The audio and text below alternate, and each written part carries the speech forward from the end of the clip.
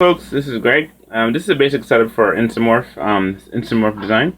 Whenever I set up my Instamorph, I'm going to do something or build something. What I always end up doing is first and foremost, I have the hot water. Right here is the hot water, and you have your thermometer. You got to make sure you have a thermometer so you can know exactly what temperature it is. The actual good temperature to have for when you do Instamorph is between 145 and 160. That way, the Instamorph that you use, will be able to melt and be able to turn back into go from solid to moldable and clumpy, and then after that it goes back be able to turn into stuff. Alright, so and also you need to have your cold water. This is your cold water dish, and then here's your sculpting area. So what I'm going to do today, my friends, is this. Today, well, I have been working on putting together. You have Jaaynah and you have Ceratosaurus. From there's a story that I wrote. And it's I can't tell you too much details about it because I want to keep it a secret. But even though these characters, I've already built a lot of things regarding this character. And one of the things that I have already done is that I built the character out of Instamorph, Jaaynah, riding a Ceratosaur, right? And so in this one, I've actually decided let me go ahead and do something a little different. And that little difference is we made a sculpting image, and we actually sculpted Jaaynah to look like, well, sort of like the one from the book here. The one from this book, and in this book you have the images and images. Anyway, so we're going to try and we've already sculpted her. I'll show you a picture of her in just a few minutes when I'm going to the painting stage. But for the most part, for the Instamorph stage, we need to have an armature for the Ceratosaurus, as you can see in the back. Now, I made an armature of paper for Jaaynah, and that came out very well. But the armature for him, I can do a wire armature, or I could do an Instamorph one, and I'm going to do an Instamorph one. So I'm going to pause right here. This here is a paper armature of exactly the same size of how much it's going to be. I was working on fixing his head and his arms, and let's see, pretty much this is what a leg part. And so I ran out of tape to continue. So I thought, let me just strengthen the armature with a backbone of Instamorph as a spine. Give that a shot and see how that goes.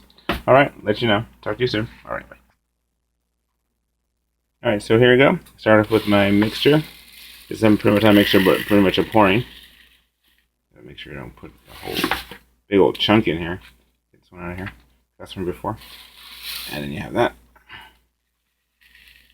What you do, you take it and put it into the water. It goes like this. You have it in the water. It's a lot of water, but you need a lot of water. Well, a little plastic into the water. Take this jammy here, add a little bit more because it's going to be funny. Have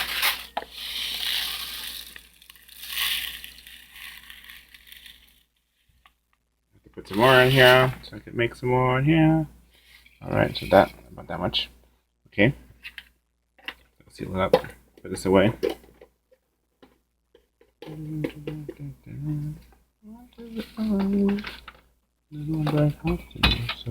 Alright, so here's this. We have this one here, and this is the one. This is the paper model. Use this as a guide. Alright, so when you have Instamorph, you need a fork. Take this and scoop this jammy up, like so. It's a big ball of Instamorph. Make sure you get all of it. Scoop that jammy up.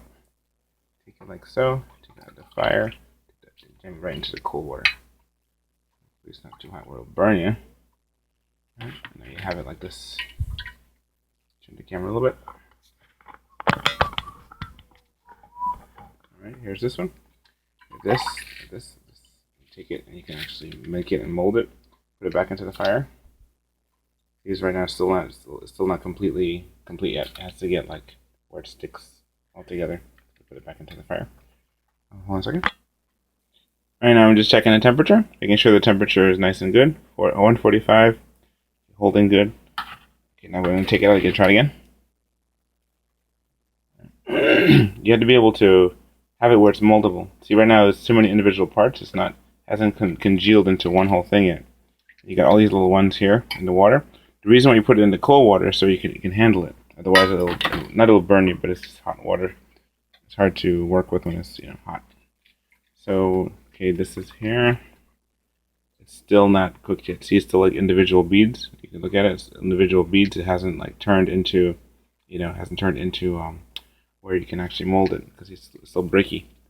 When it's really good, it's not bricky.